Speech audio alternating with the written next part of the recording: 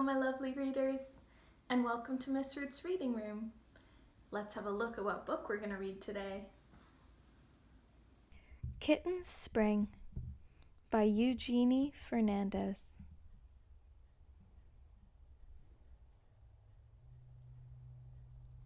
Morning hums. Kitten listens.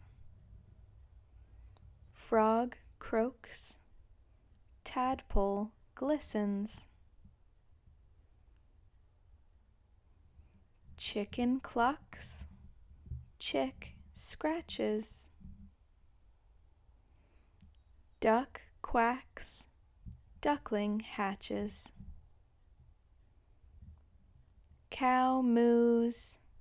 Calf winks. Pig oinks. Piglet drinks. Sheep baas. Lamb wobbles.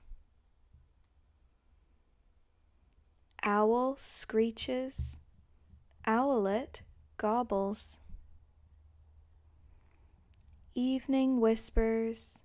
Moonlight beams. Door opens. Kitten dreams. The end. I hope you enjoyed the book. Please like the video and subscribe to my channel for more read-alouds.